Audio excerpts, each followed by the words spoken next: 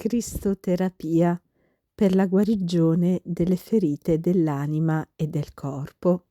Salve a tutti carissimi, oggi voglio iniziare con voi una rubrichetta che avrà cadenza settimanale, o così almeno spero, insomma, che i miei impegni mi permettano di farle avere una cadenza settimanale, che riguarda la lettura di una serie di scritti da cui trarremo delle perle di saggezza per cercare di guarire dalle ferite dell'anima e del cuore, perché siete in tanti che mi scrivete parlandomi dei vostri problemi e chiedendomi preghiere e io chiaramente, oltre a pregare, vorrei cercare anche di darvi qualche goccia di balsamo benefico affinché i vostri problemi, i vostri dolori possano essere leniti dal consiglio di un padre spirituale. In questo caso leggeremo, trarremo dei consigli da uno scritto intitolato La pace del cuore di padre Jacques Philippe, che è un padre francese, è un grande teologo e molto bravo, è un bravissimo padre spirituale, autore di questo scritto La pace del cuore, che può da tutti essere scaricato gratuitamente su internet, basta che lo cerchiate e si trova con grande facilità. Ecco cosa ci dice padre Jacques Philippe. Innanzitutto inaugura il suo discorso dicendo: l'esperienza vi mostrerà che la pace, riversando nella vostra anima la carità, l'amore di Dio e del prossimo, è la via più diretta verso la vita eterna. Padre Jacques Philippe dice che la nostra, chiaramente, soprattutto in questi tempi, è un'epoca di grande inquietudine, ma se questa è una cosa normale, diciamo una constatazione normale, egli fa notare come questa inquietudine pervada anche i cristiani che si dedicano alla ricerca di Dio, della santità e del servizio del prossimo, sempre con un grande affanno, grande timore, grande paura, in un modo, in una maniera agitata, ansiosa.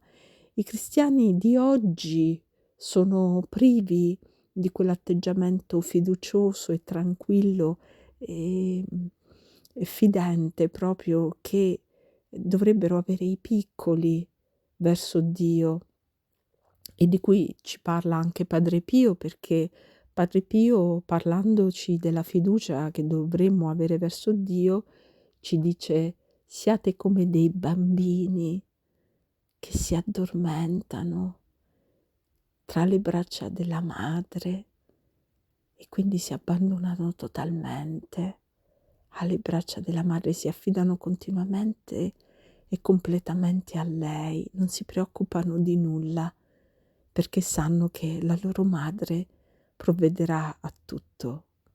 E quindi questo è l'atteggiamento che dobbiamo avere, l'abbandono sereno di noi stessi e delle nostre preoccupazioni nelle mani di Dio e della Vergine Santa, che è la migliore delle madri. Quindi il primo atteggiamento è l'abbandono fiducioso nelle mani di Dio.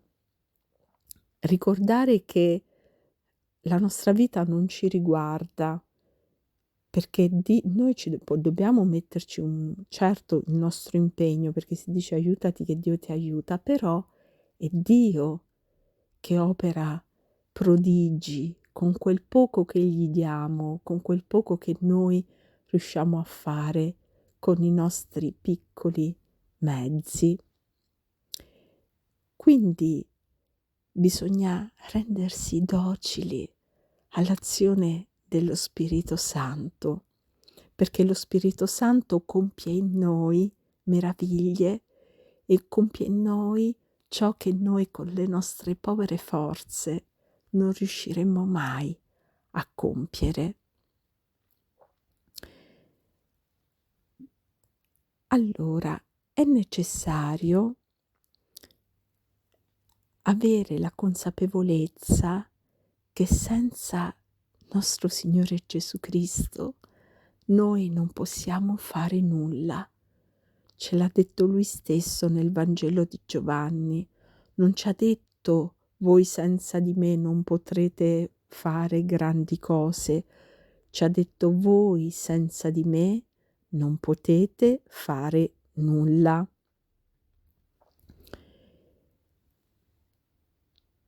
Tutto ciò che noi sperimentiamo nella nostra vita, insuccessi, umiliazioni e prove, sono permesse da Dio per renderci umili e per fortificarci nella fede.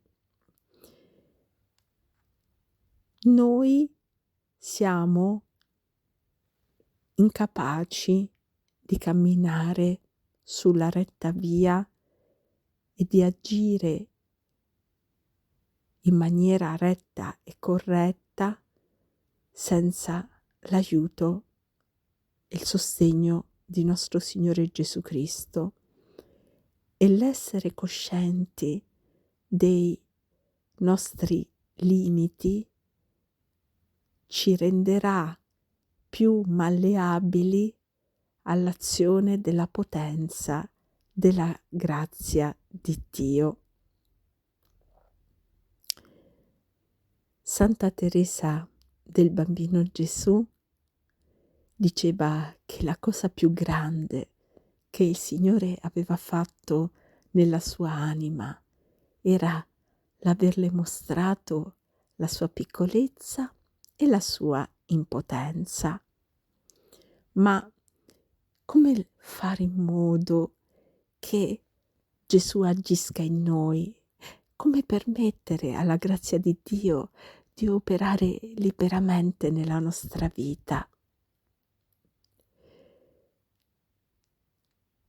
Dobbiamo fare in modo di preparare la nostra anima a ricevere la grazia di Dio. E in che modo? Dobbiamo acquisire e conservare la pace interiore, la pace del cuore. Usiamo un'immagine per poter capire meglio. Consideriamo la superficie di un lago sulla quale brilla la luce del sole. Se la superficie di questo lago sarà calma e tranquilla, il sole vi si potrà riflettere quasi perfettamente e la sua luce si rifletterà tanto più perfettamente sul lago quanto più il lago sarà calmo. Al contrario, se le acque di quel lago saranno agitate, l'immagine di quel sole non vi si potrà riflettere. Ebbene, accade la stessa cosa alla nostra anima nei confronti di Dio.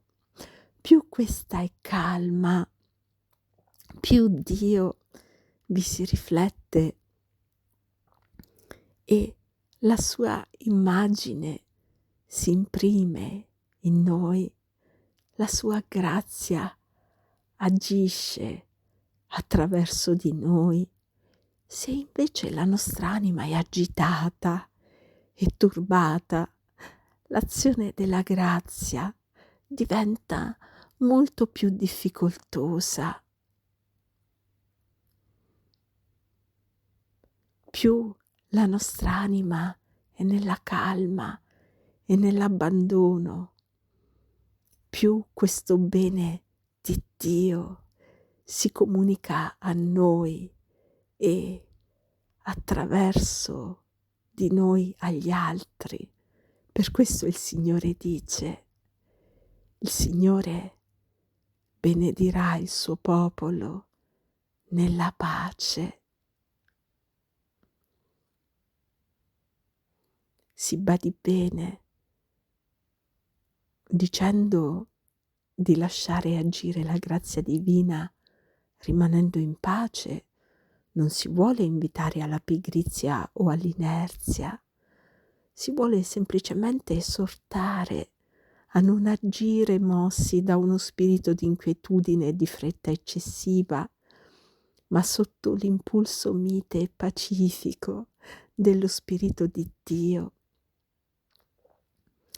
San Vincenzo de Paoli, la persona meno sospettabile di pigrizia, diceva: il bene che Dio opera si fa da sé, i progetti di Dio si realizzano da soli, quasi senza che uno se ne accorga. Bisogna essere più passivi di fronte alla grazia divina che attivi, e così Dio solo farà per mezzo di noi ciò che tutti gli uomini insieme non potrebbero fare senza di Lui.